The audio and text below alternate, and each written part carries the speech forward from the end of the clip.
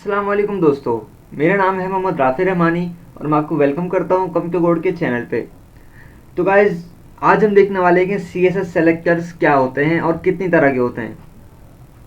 तो गाइज़, सबसे पहले समझते हैं कि सीएसएस सेलेक्टर होते क्या हैं। तो गाइज़, सीएसएस सेलेक्टर ये होते हैं कि अगर आपको किसी एक स्पेसिफिक एलिमेंट को या एक से ज़्यादा एलिमेंट्स को अगर आपने स्टाइल देना है, अगर आप उनको सेलेक्ट करके स्टाइल देना चाहते हैं, मतलब मैं चाहता हूं कि मेरा जो पैराग्राफ है मैं उसको स्टाइल देना चाहता हूं, तो उसके लिए आप सेलेक्टर यूज़ कर सकते हैं। अगर आप चाहते हैं कि मेरे जितने भी पैराग्राफ हैं उन सबको स्टाइल मिल जाए तो आप उसके लिए सेलेक्टर यूज़ कर सकते हैं। अगर आप चाहते हैं कि मेरा पैराग्राफ हैगिंग और जितने भी प्री वगैरह टैग मेरे लगे हुए हैं उनके अंदर अगर स्टाइलिंग हो जाए सिर्फ, तो आप सेलेक्टर का यूज़ कर सकते हैं।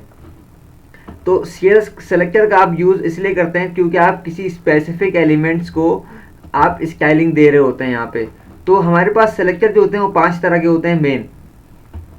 पहला होता है यूनिवर्सल सेलेक्टर, दूसरा होता है क्लास सेलेक्टर, तीसरा आईडी सेलेक्टर, चौथा एलिमेंट सेलेक्टर और पांचवा है ग्रुपिंग सेलेक्टर। तो 5 हमारे पास मेन सेलेक्टर्स होते हैं जो कि बहुत यूज होते हैं हमारे पास। सबसे पहले गाइस हमारे पास आता है यूनिवर्सल सेलेक्टर। यूनिवर्सल सेलेक्टर हमारे पास क्या होता है? यूनिवर्सल सेलेक्टर क्या होता है कि अगर आप ये सेलेक्टर आप स्टाइल अपने सीएसएस के अंदर लगाते हैं तो इससे क्या होता है कि आप उसके अंदर जो भी स्टाइलिंग देंगे वो पूरे के पूरे एचटीएमएल डॉक्यूमेंट के अंदर अप्लाई हो जाएगी। भले वो डॉक्यूमेंट, भले आपकी बॉडी हो, भले उसके अंदर H1 हो, IMG हो, कुछ भी हो, वो पूरे एचटीएमएल के डॉक्यूमेंट के अंदर आपकी वो स्टाइलिंग जो है वो अप्लाई हो जाएगी। हम लोग इसको रिप्रेजेंट कैसे करते हैं? स्टैटिक से। इसको लिखने का तरीका कुछ इस तरह से है जैसे एग्जाम्पल में दिया हुआ है। आप पहले मैंने आपको बताया था सीएसएस का जो फॉर्मेट था हमारे पास ऊपर, तो फॉर्मेट हमारा कुछ इस तरह का था। तो हमारे पास यहाँ पे सेलेक्टर आता है पहले, तो हम लोग इस सेलेक्टर को कैसे लगाते हैं? यहाँ पे सबसे पहले क्या होता है हमारे पास स्टैटिक लगता है, मतलब हमारा यहाँ पे सेलेक्टर आ गया। फिर इसके अंदर हमारे पास उसकी प्रॉपर्टी और वैल्यूज आ जाएंगी जो भी आपको देनी है, और ये जो है आपकी सीएसएस ये पूरे डॉक्यूमेंट पे अप्लाई हो जाएगी। ये जो हमारी सीएसएस है will apply to all tag in your body. Body के अंदर जितने भी टैग आपके होंगे उन सब के ऊपर क्या होगा, ये सीएसएस आपकी अप्लाई हो जाएगी। तो हम लोग इसका प्रैक्टिकल भी चल करके देखते हैं। यहाँ पे मैं आता हूँ, यहाँ पे लिखता हूँ मैं VS कोड अपना ओपन कर लेता हूँ यहाँ पे, और मैं आपको इसका एक प्रैक्टिकल भी करके दिखा देता हूँ। और यहाँ पे हमारे पास ये खुल गया यहाँ पे। तो हम लोग क्या करते हैं यहाँ पे, सिंपल इसको मैं करता हूँ रिमूव करता हूँ यहाँ से, और यहाँ मैं देता हूँ पैराग्राफ। पैराग्राफ का टैग मैंने ओपन किया यहाँ पे, और इसके नीचे मैं क्या करता हूँ H1 भी ओपन कर लेता हूँ यहाँ पे। तो हमारे पास 2 टैग हमारे पास यहाँ पे हो चुके हैं। अब यहाँ मैं लिखता हूँ दिस इज अ पैराग्राफ, और यहाँ नीचे मैं H1 दे देता हूँ दिस इज माई हेडिंग।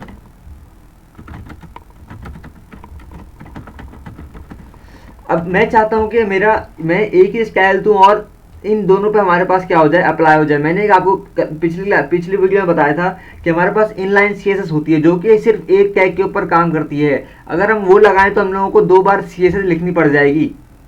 लेकिन हम लोग क्या करते हैं, यहाँ पे इंटरनल सीएसएस का यूज़ करते हैं, और यहाँ पे मैं लिखता हूँ स्टाइल। अगर आपने पिछली वीडियो नहीं देखी तो मैंने आपको बताया कि इनलाइन, इंटरनल और एक्सटर्नल सीएसएस हम लोग किस तरह से यूज़ करते हैं और क्यों यूज़ करते हैं। तो यहाँ मैंने स्टाइल लिखा, और यहाँ मैं उस फॉर्मेट को कॉपी करता हूँ। यहाँ स्टैटिक लिखा मैंने, और इसके बाद कर्ली ब्रेसेस ओपन और क्लोज। और यहाँ पे मैं क्या करता हूँ कि मैं यहाँ पे इसके अंदर स्टाइल देता हूँ।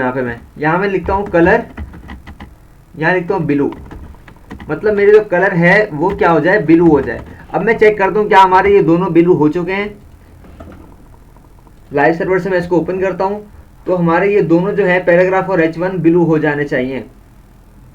तो देखें गाइस, हमारे पास ये दोनों ब्लू हो चुके हैं। अब अगर आप इसके अंदर कुछ और देते हैं, मिसाल के तौर पर यहाँ मैं प्री लिखता हूँ और इसके अंदर कुछ लिखता हूँ यहाँ पे, तो ये भी हमारे पास क्या होगा, ये भी हमारे पास ब्लू शो होगा। ये देखें गाइस, हमारे पास ये ब्लू, ये हमारे पास यूनिवर्सल सेलेक्टर कहलाता है। ये क्या होता है, आपके बॉडी के अंदर जितने भी टैग होंगे आपके, उन सब के ऊपर ये वाली जो स्टाइलिंग होगी ये सब क्या होगी, अप्लाई हो जाएगी। अगर मैं यहाँ पे फॉन्ट साइज देता हूँ यहाँ पे, और 50 पिक्सल 40 पिक्सल दे दूँ यहाँ पे, तो ये 40 पिक्सल इन सब के ऊपर अप्लाई हो जाएगा, और ये सारे सेम साइज के हो जाएंगे। ये देखें गाइस, हमारे पास ये सब के ऊपर अप्लाई होगी एक साथ। तो ये हमारे पास यूनिवर्सल सेलेक्टर होता है। तो उसके बाद हमारे पास आता है यहाँ पे क्लास सेलेक्टर। अब क्लास सेलेक्टर क्या होता है, आप क्या करते हैं, एक क्लास बना देते हैं। आप एक क्लास बनाते हैं, इससे क्या मुराद है कि आप एक दफ़ा स्टाइलिंग लिख देते हैं, और आप उसको क्या कर सकते हैं, मल्टीपल टैग के अंदर यूज़ कर सकते हैं क्लास का एट्रीब्यूट लगा के। मिसाल के तौर पर मैंने यहाँ पे एग्जाम्पल में दिखाया है कि यहाँ पे क्लास हम लोग जो बनाते हैं वो डॉट के साथ बनाते हैं। तो यहाँ मैंने लिखा डॉट और यहाँ पे कोई क्लास का नाम दे दूंगा मैं यहाँ पे, और उसके अंदर हमारे पास क्या होगी, CSS आ जाएगी यहाँ पे। और हमें अगर इस क्लास को कहीं भी यूज़ करना होगा तो हम लोग उस टैग के अंदर क्लास का एट्रीब्यूट यूज़ करके उसके अंदर ये वाला नाम हमें देना होगा। तो वो ये वाली CSS होगी वो उस टैग के ऊपर क्या होगी, अप्लाई हो जाएगी। तो आइए इसको भी हम लोग क्या करते हैं, प्रैक्टिकल करके देखते हैं।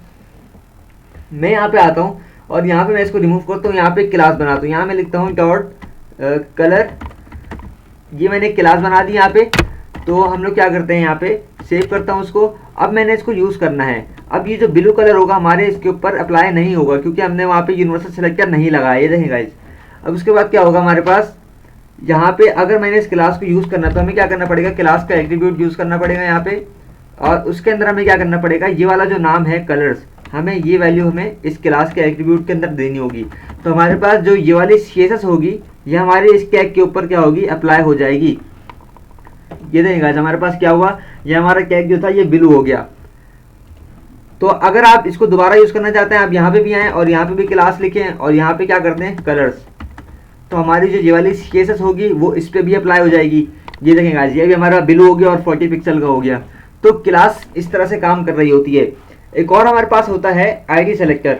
अब इन दोनों में क्या फ़र्क है, क्लास और ID में एक फ़र्क है कि अगर आप क्लास बनाते हैं तो आप क्या कर सकते हैं, उसको मल्टीपल जगह यूज़ कर सकते हैं। जैसे मैंने यहाँ पैराग्राफ में भी यूज़ किया, H1 के अंदर भी यूज़ किया, और अगर आगे यूज़ करना चाहूँगा तो आप यूज़ कर सकते हैं। लेकिन ID सेलेक्टर क्या होता है हमारे पास, आप सिर्फ बनाते हैं ID सेलेक्टर सिर्फ एक स्पेसिफिक एलिमेंट के लिए, उसके अलावा आप किसी और को नहीं दे सकते। अगर आप इसको बनाना चाहते हैं तो आपको क्या करना पड़ेगा, यहाँ पे हैश का यूज़ करना पड़ेगा। जैसे मैंने एग्जाम्पल में दिखाया हैश, हैश के बाद क्या होगा, यहाँ पे कोई आईडी का नाम देंगे आप यहाँ पे, और उसके अंदर क्या होगा, आपकी यहाँ पे CSS आएगी। और अगर आपको इसको यूज़ करना है किसी टैग के अंदर तो आप लोग क्या करेंगे, उसके अंदर आईडी का एट्रीब्यूट आएगा और उसके अंदर क्या होगा, उस आईडी का यहाँ पे नाम आ जाएगा। तो क्या होगा, इस आईडी के अंदर जो भी CSS होगी वो हमारी क्या होगी, इस टैग के ऊपर अप्लाई हो जाएगी। जैसे कि हमारी क्लास थी, लेकिन इसमें फ़र्क क्या है कि आप क्लास को मल्टीपल जगह यूज़ कर सकते हैं और आईडी को आप सिर्फ एक जगह पे यूज़ करेंगे। मैं आपको इसका प्रैक्टिकल करके दिखाता हूँ। तो यहाँ मैं लिखता हूँ मिसाल के तौर पे, यहाँ मैं यही लिखता हूँ, लेकिन यहाँ पे क्या कर दूंगा, इसको मैं हैश कर दूंगा। अब ये हमारी आईडी बन गई है। अब हम लोग क्या कर सकते हैं, इसको सिर्फ एक जगह दे सकते हैं। मैं इसको कॉपी करता हूँ यहाँ से और मैं क्या करूँगा, सिर्फ इसको यहाँ पे दे सकता हूँ, क्योंकि हमारे पास जो आईडी होती है हमेशा यूनिक होती है हर एलिमेंट की। मैं यहाँ आईडी का एट्रीब्यूट यूज़ करता हूँ और इसके अंदर वही क्लास देता हूँ। तो हमारे पास क्या होगा, ये इस एलिमेंट के ऊपर हमारी क्या होगी, ये वाली जो CSS दी हुई होगी ऊपर, ये अप्लाई हो जाएगी। मैं इसको रिमूव करता हूँ यहाँ से। अब देखते हैं हमारे पास ये कलर ब्लू हुआ या नहीं हुआ। तो देखिएगा हमारे पास ये ब्लू हो चुका है। अब मैं क्या करता हूँ, यहाँ भी आके ये देने की कोशिश करता हूँ। तो हमारे पास देखते हैं क्या ये अप्लाई होता है। तो देखिएगा जी इस पर अप्लाई हो गया, लेकिन एक फॉर्मेट जो है, एक प्रोफेशनल वे जो है, क्योंकि हमारे पास जो हर एलिमेंट होता है आपका, उसकी जो आईडी होती है वो हमेशा यूनिक होती है। इसलिए हम लोग क्या करते हैं, आईडी सिर्फ एक स्पेसिफिक एलिमेंट के लिए बनाते हैं जो कि आप सिर्फ एक बार यूज़ कर सकते हैं।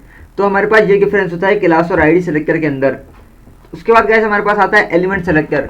अब इससे क्या मुराद है, जो कि मैंने आपको एक फॉर्मेट दिखाया था ऊपर, यहाँ पे ये हमारे पास एलिमेंट सेलेक्टर लगा हुआ है यहाँ पे।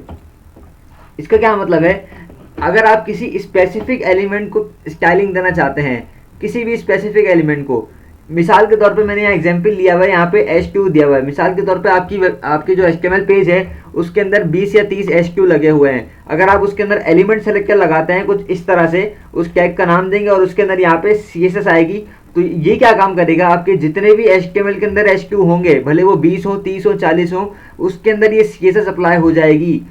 तो हम लोग इसको आए प्रैक्टिकल करके देखते हैं यहाँ पे। तो मैं यहाँ मिसाल के तौर पे लिखता हूँ H1।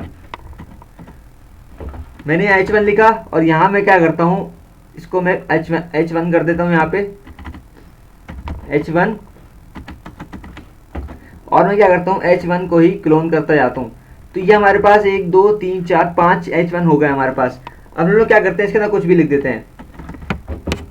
तो ये वाली जो ऊपर आपकी स्टाइलिंग दिख रही है यहाँ पे, तो ये क्या होगा, इन सब H1 के ऊपर क्या होगी, अप्लाई हो जाएगी। जितने भी H1 आपके HTML डॉक्यूमेंट के अंदर होंगे, बॉडी के अंदर, वो क्या होगा, आपके उन सब के ऊपर ये वाली CSS जो है अप्लाई हो जाएगी। तो आइए इसको देखते हैं क्या ये अप्लाई हुआ।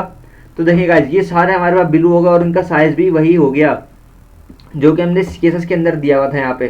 तो देखिएगा एलिमेंट सेलेक्टर कुछ इस तरह से काम कर रहा होता है। अगर मैं यहाँ लिख दूँ प्री, तो हमारे पास जितने भी प्री होंगे हमारे पास HTML डॉक्यूमेंट के अंदर, उन सब प्री के ऊपर क्या होगा, ये वाला हमारा CSS अप्लाई हो जाएगा। ये देखिए हमारे पास एक प्री दिया हुआ था यहाँ पे, तो प्री के ऊपर क्या हुआ, हमारी वो CSS अप्लाई हो गई।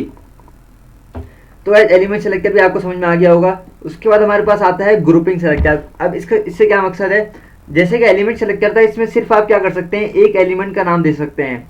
लेकिन ग्रुपिंग सेलेक्टर के अंदर क्या होता है, आप यहाँ पे आईडी भी दे सकते हैं, क्लास भी दे सकते हैं और एलिमेंट भी दे सकते हैं।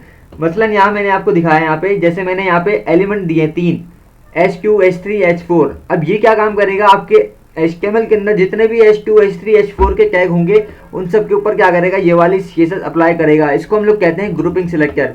अब जरूरी नहीं है यहाँ पे एलिमेंट हो, यहाँ पे आपकी आईडी भी आ सकती है, यहाँ पे आपकी क्लास भी आ सकती है और यहाँ पे आपके एलिमेंट भी आ सकते हैं। आप इन सबको क्या कर सकते हैं, कॉमा सेपरेट करके इन सबको अलग अलग चीज़ें दे सकते हैं। यहाँ पे आप एलिमेंट भी दे सकते हैं, यहाँ पे क्लास भी दे सकते हैं और यहाँ पे आईडी भी दे सकते हैं। सिर्फ आपको क्या करना होगा, यहाँ पे कॉमा लगा के आप उन सबको आप सेलेक्टर आप दे देंगे यहाँ पे सब। मैं आपको इसकी एक एग्जांपल दिखाता हूँ यहाँ पे। जैसे कि यहाँ मैंने लिखा, हमारे पास क्या है, H1 है, प्री है, और हम लोग क्या करते हैं, एक पैराग्राफ भी दे देते हैं यहाँ पे। मैं यहाँ क्या करता हूँ, पैराग्राफ पे क्या ओपन करता हूँ, उसके अंदर कुछ लिख देता हूँ यहाँ पे।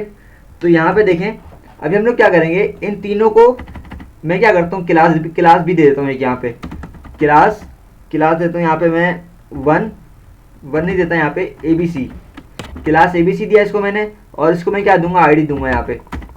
तो आईडी क्या दूंगा यहाँ पे, मैं ASK दे दूंगा इसको। हम लोग क्या करेंगे, ग्रुपिंग सेलेक्टर की मदद से इन सबको स्टाइलिंग देंगे। अब सबसे पहले क्या करते हैं यहाँ पे क्लास। अब क्लास को मैंने आपको बताया कि हम लोग डॉट करके ABC जो कि हमने यहाँ नाम दिया हुआ है यही देंगे, यहाँ पे कॉमा। उसके बाद दूसरा क्या हमारे पास आईडी जो है हमेशा हमारी हैश से जनरेट की जाती है, तो यहाँ हैश लिखा मैंने यहाँ पे और यहाँ लिखा ASD। उसके बाद में कॉमा, उसके बाद क्या है हमारा H1 भी है हमारा, उसके बाद कॉमा करके हमारे पास P भी है और फिर कॉमा करके हमारे पास प्री भी है। तो अब क्या होगा हमारे पास, ये हमारा ग्रुपिंग सेलेक्टर है जो कि मैंने कॉमा सेपरेट करके दिया है यहाँ पे। तो अब ये वाली जो स्टाइलिंग होगी हमारी इन सब के ऊपर अप्लाई हो जाएगी, क्योंकि मैंने यहाँ पे P भी दे दिया है, प्री भी दे दिया है, यहाँ पे क्लास का नाम भी दे दिया है और यहाँ पे एलिमेंट भी दे दिया और आईडी भी दे दी है। तो हमारे पास ये सब चीज़ हमारी बॉडी में यूज़ हो रही हैं। तो हमारे पास ये सारी CSS इन सब के ऊपर क्या होगी, अप्लाई हो जाएगी। तो आगे देखते हैं, ये देखिएगा हमारे पास इन सब के ऊपर क्या हुई, वो जो CSS हमने दी हुई थी यहाँ पे वो सारी क्या हो गई, उनके ऊपर अप्लाई हो गई। मैं कलर चेंज करके भी दिखा देता हूँ आपको। ये देखिएगा हमारे पास ये कलर भी चेंज हो गया इन सबका। तो इस तरह से क्या होता है, हमारे पास ग्रुपिंग सेलेक्टर काम कर रहा होता है। और ये देखेंगे इसके अंदर आप क्या कर सकते हैं, क्लास भी आ सकती है, आईडी भी आ सकती है और यहाँ पे एलिमेंट भी आ सकता है। तो ये हमारे पास क्या था, एक सेलेक्टर का इंट्रोडक्शन था कि हमारे पास सेलेक्टर किस तरह से काम करते हैं और हम लोग इनको क्यों यूज़ करते हैं। तो वैसे अगर वीडियो पसंद आई हो तो लाइक करें, शेयर करें, सब्सक्राइब करें और इंतज़ार करें अगली वीडियो का। तब तक के लिए अल्लाह हाफिज़।